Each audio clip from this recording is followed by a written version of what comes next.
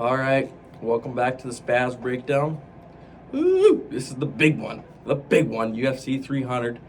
Oh boy, I hope this is a great week for everyone. We're gonna have a great weekend. Gonna be, hopefully way above 500 here, and hopefully we're 4 for 4 in the locks.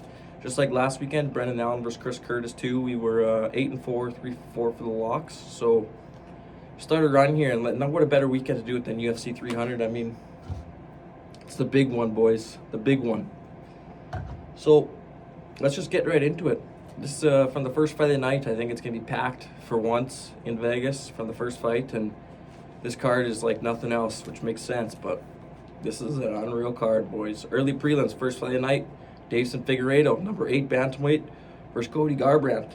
He's unranked right now, but I have a feeling after this fight he'll be ranked in that division for sure. Deiveson's minus 305. Cody Garbrandt's plus 245. Deiveson is 36 years old, 22-3-1, 11-3-1 in the UFC. Cody's 32 years old. He's 14-5, 9-5 in the UFC. Figueiredo fought Brandon Moreno 4 times in a row and then beat Rob Font in his last fight. That was his bantamweight debut as well when he went up to fight Rob Font and he beat him, so he's 1-0 in bantamweight right now. Cody Garbrandt's on a 2-fight win streak against Trevin Jones, and then he beat Brian Kelleher by KO in his last fight. I think KO Cody's back, boys. He did lose 5 of 6 before that. We all know that skid he was on, but I think he's back. He's in the winning circle a couple times in a row, and he's fueled himself. He has 11 KOs to 0 subs, Cody does, and Deiveson has 9 KOs to 8 subs. How I think this fight's going to go, I think it's going to be a stand-up war. I think Figgy's going to try and shoot on Cody, but I think Cody's going to be able to keep it on the feet, and I think it's just going to be a boxing match. I think Cody can outbox Figgy, and I think even though Figueiredo has great cardio, I think Cody's going to be a little quicker in there, and I got Cody actually KOing him in the 3rd round. Cody's plus 245. If you go Cody KO, even better odds. What a better way to start a card than have that underdog win right off the bat. KO win. Come on. Especially Cody Garbrandt. Everyone would be saying he's back, too. Who doesn't like Cody? Oh, that's going to be great. Cody Garbrandt, 3rd round TKO against Deiveson Figueiredo. Let's go. Second fight of the night. Lightweights. Bobby Green, number 14, facing the Jim Miller, who fought in 100, UFC 200, and now UFC 300. He's not ranked right now, but he could get in the rankings at his 40-year-old of age if he beats Bobby Green here. Bobby Green's 14, like I said. But Bobby Green is minus 185. Jim Miller's plus 154. Bobby Green's 37. 31, 15, 1, and 1. He's 12, 10, 1, and 1 in the UFC. A lot of fights. Other side, a lot of fights. Jim Miller, like I said, he's 40. 37, 17, and 1. 26, 16, and 1 in the UFC. These boys have been around. Bobby Green, his last fight was to Jalen Turner. He got almost killed in the octagon. I don't know what the ref was doing there, but didn't stop the fight in time, and I think Bobby Green has serious CTE now. It's not good, boys. It's not good. He beat Grant Dawson and Tony Ferguson before that, absolutely murking by Jalen Turner. And he has 11 KOs to 9 subs. On the other side, Jim Miller, he's won 5 of his last 6. He's streaking up there. Only loss in his in that 5 of 6 was to Alex Hernandez. He actually has won 2 in a row as well. He beat Jesse Butler and Gabriel Benitez in his last 2 fights. He's got 7 KOs to 20 subs. So Bobby Green has a good stand-up game. So does Jim Miller. To be honest, I don't know who would even have the better ground game. Jim Miller might have, just because of the more subs he has, he might be a little bit more lethal on the ground. But I think Bobby's going to look for that KO like he usually does. But I don't think you're going to be able to KO Jim Miller.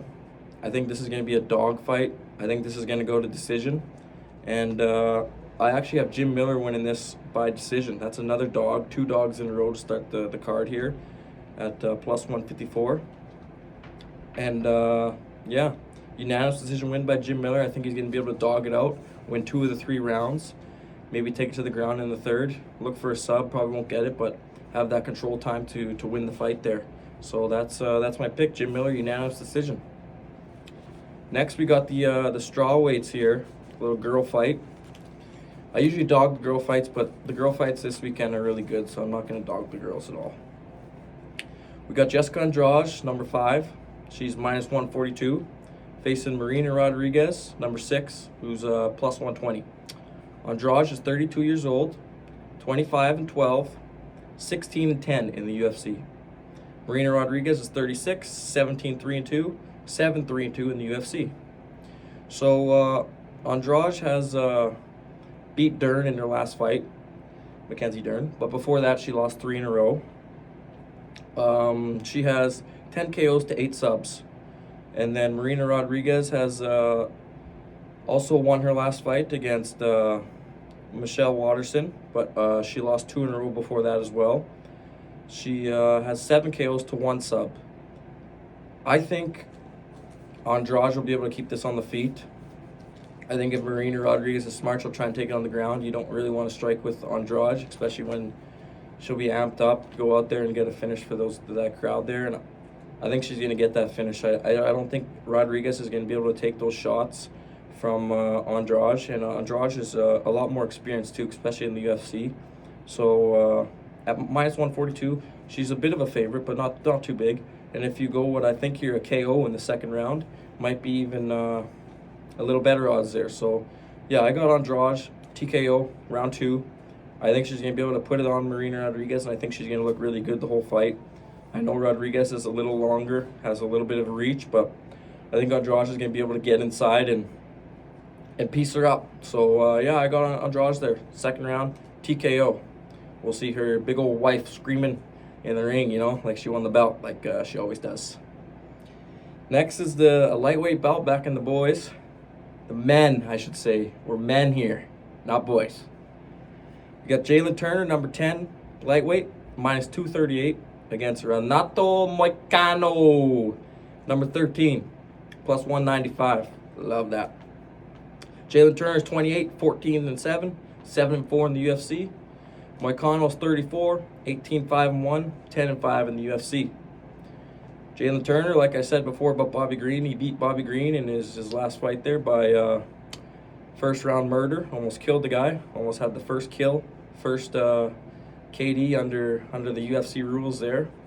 Would have been something to say, but somehow Bobby Green lives on. Not the same though, but he's living.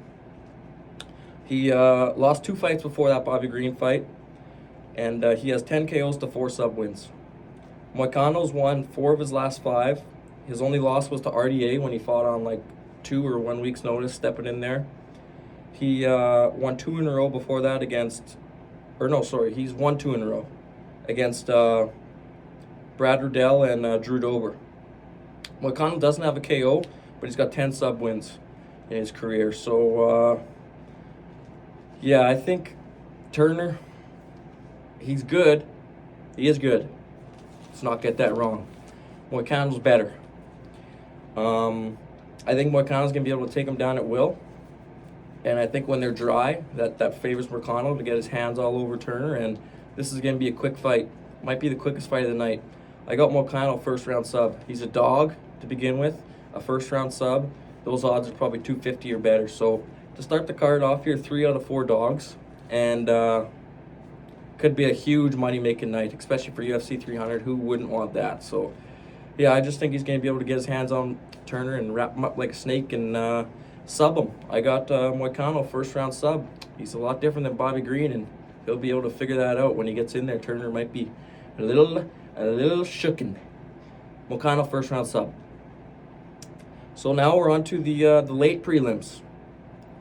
First fight is a featherweight fight. Sadiq Youssef, number 13, he's plus 120, against Diego Lopez, who's minus 142. Not ranked yet, but he will be after this fight. Sadiq Youssef is 30 years old, 13-3, 6-2 in the UFC. Diego is 29, 23-6, 2-1 in the UFC. Sadiq Youssef lost to Edson Barboza in his last fight. Close fight, but he lost that fight. And he won 2 before that against some lower level opponents who aren't on Barboza or Lopez's level. He has 6 KOs to 1 sub win. On the other hand here, Diego Lopez, he's won 2 in a row. And his only loss in the UFC is his first fight in the UFC to Evil Lev on short notice, and he almost beat Evil Lev, who has just beat Brandon Allen in Vancouver. I was at that fight. No, sorry, Toronto. I was at that fight. And yeah, Evil Lev's really good, and I swear if Diego Lopez had a full camp, he probably would have won that fight. Diego Lopez could be a future champion in the featherweight division. He's that good. He's got 9 KOs to 12 subs.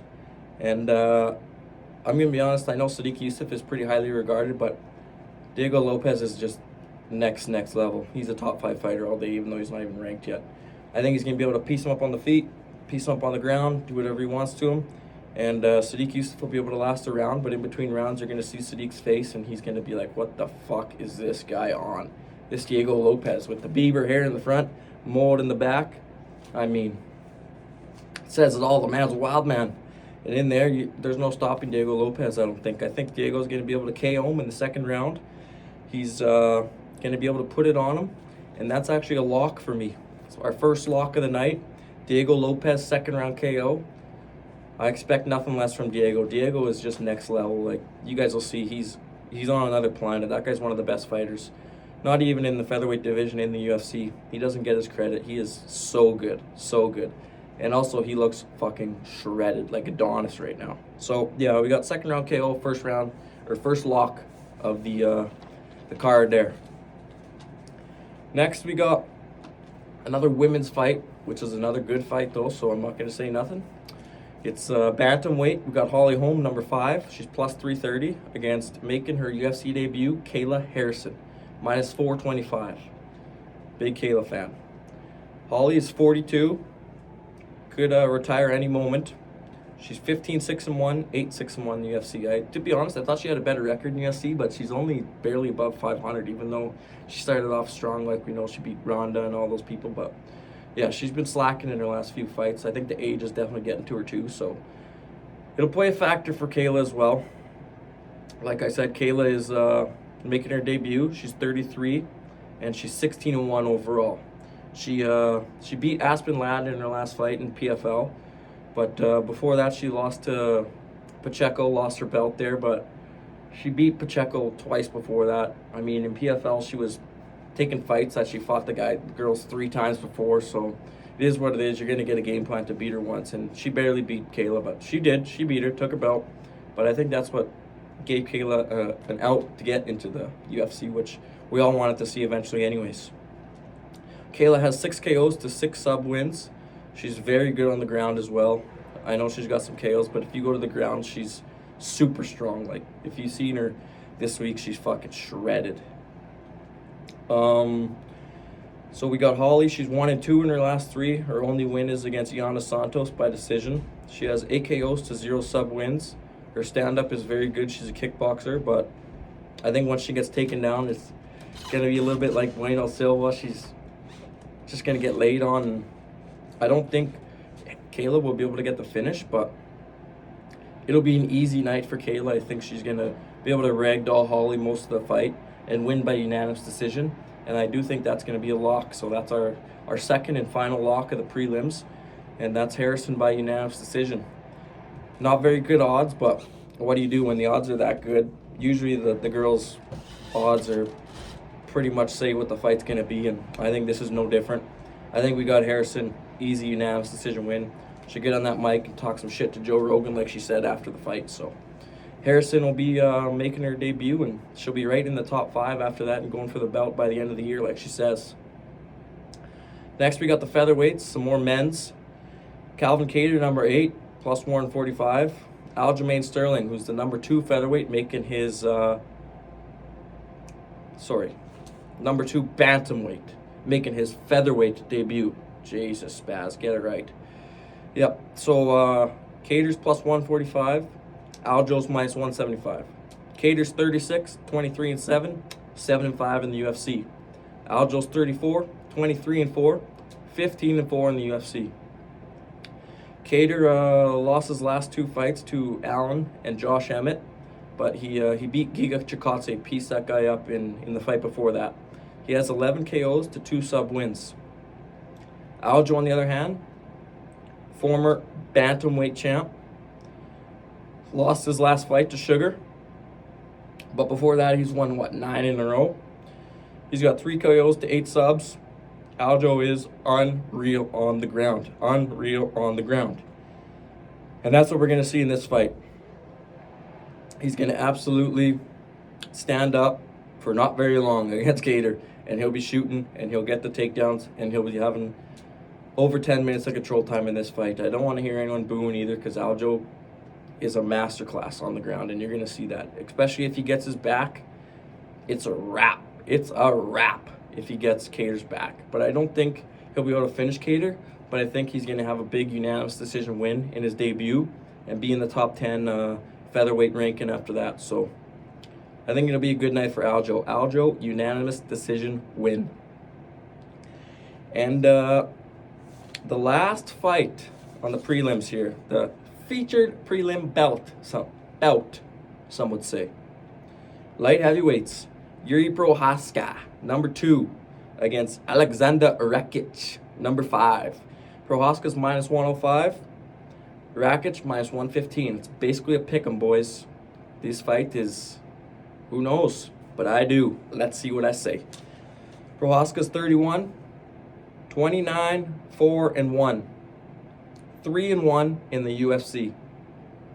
Sorry. 24, 4-1. Can't even read the fucking handwriting. What is going on, boys? It's 24, 4-1. 3-1 in the UFC. Jesus. Rakic, 32, 14-3, 6-2 in the UFC. Prochazka lost to the champ, Alex Pereira, in his last fight. But before that, he was on a 3-fight win streak in the UFC. All finishes, too. He won 13 in a row in total before that loss to Alex there. He has 25 KOs to 3 sub wins. Rakic, on the other hand, lost his last fight to Jan, which I think he was winning, but he got injured. So that is a loss. But before that, he won 2 in a row. He has 9 KOs to 1 sub win. This is going to be a fucking stand-up war. This might be fight of the night. I know the main card is absolutely stacked, but this will definitely be fight of the night for the prelims. An absolute war. I think Yuri's going to do some of that crazy spinning shit, some of his crazy dancing, some of that crazy style, little samurai style in there. But I think Rakic won't be able to keep up with him, won't be able to keep up with the pace. I think Yuri's going to KO him in the second round. I know the odds they're even pick him, but a KO for Yuri might be a little plus money there. So a second round KO for Yuri. It's going to be a hell of a fight. Rakic is a hell of a fighter as well. And I don't think these boys like each other very much either, but I got Yuri. Second round KO. It's going to be a hell of a fight, boys. A hell of a stand-up war. I don't think it'll go to the ground much. And if it does, it won't be down there very long. So that's the prelims. Those are the locks. Those are the odds. What a fucking prelim lineup. Like, insane. And we're just getting going. The main card is stacked. So let's get into that main card, boys. Main card, UFC 300. What is better than this? Nothing. Not even sex, boys. Not even sex. First fight of the night, middleweights. Let's be honest. This fight should have been first fight of the night. I don't know how many times Bo Nickel sucked Dana White's dick in a week, but it's got to be more than 5. Bo Nickel, 28, 5-0, 2-0 in the UFC, minus 2,100. Jesus. Don't even bet on this fight. You can't even make any money. Cody Brundage, plus 1,100. 29, 10-5, 4-4 in the UFC. I mean, what are we doing? Jeez, this is... I don't know how... If I was figure 8 on Cody Garbrandt, I would be absolutely pissed that this is on the main card and they're not. I don't know what the fuck this is. Oh, yoy. Bo Nickal's won 2 fights in the UFC. He's won 5 overall. All first-round finishes. Woohoo. Cody Brundage won 2 in a row. Lost 3 fights in a row before that. Cody's got 5 KOs to 3 sub wins. Bo has 2 KOs to 3 sub wins. Do we have to talk about this fight? Like, another first-round finish for Bo Nickel. Absolutely ragdolls Cody and gets the first-round sub. We're moving on. Oh, sorry, we're not. That's a lock. No shit, it's a lock. Guy's fucking minus 2,100. Jesus. All right, that's a lock. Anyways, next fight. Now we get to the fucking real fights, boys. Real fights. Lightweight belt. Charles Oliveira, #1 in the lightweight division. My champion. Your champion. The people's champion. Charles Du Bronx Oliveira. He is underdog money. Plus 185. Ching, ching, ching, ching, ching, ching, ching, ching, ching. Facing Arman Suzukian, #4, minus 225. Don't know about that. Charles, 34. He's also 34, 9-1. 22, 9-1 in the UFC. Arman, 27. 21-3, 8-2 in the UFC. Charles Du Bronx, boys, won 12 of his 13 fights. Only loss was to Islam in that title fight, which is what it is. I'm not going to really speak on that. But in his last fight, he beat Beneil Dariush in Vancouver.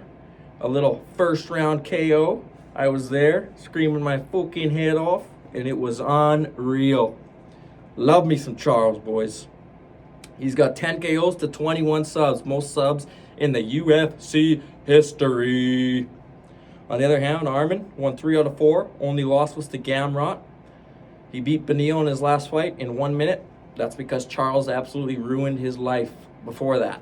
And Beneil is never the same. No one is the same once you fight Charles Du Bronx. Arman has 9 KOs to 5 sub wins. His only other loss in the UFC is to Islam, who he was one of the closest fight Islam has ever had. I know Islam was younger, not more as experienced as he is now, but that was probably one of his closest fights in the UFC to Arman. How I think this fight's going to go? We're going to see an absolute masterclass by the underdog, Charles Du Bronx, and he's going to win for the people, and he's going to get that fucking title shot and beat Islam in the rematch. I'm calling it here, boys, and I can't wait to see Charles absolutely win. I can't wait. I might shed a tear. It's going to be unreal. I got Charles' second-round sub. He's going to put it on Arman, that little piece of shit. And he's going to win, you know? And I hope Arman gets chirped by the fans till he fucking walks out to that ring. Charles Du Bronx, Du Bronx, Du Bronx. Boha. Hama. Let's go, Charles. Second round sub. Let's go. Plus money too, boys. You love to see it. Next, another lightweight fight. This one's for the BMF title.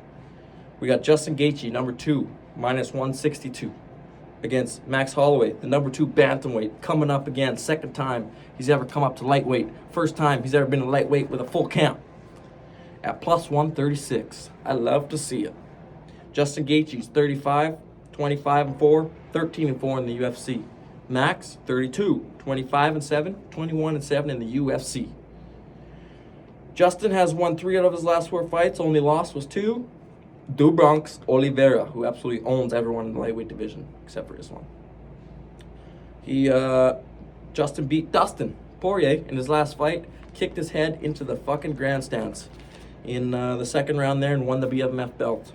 He's got 20 KOs, only 1 sub. The absolute bonus machine, KO master, Justin Gaethje. Max, he's won 2 fights in a row. His only loss since 2019 was to Volk.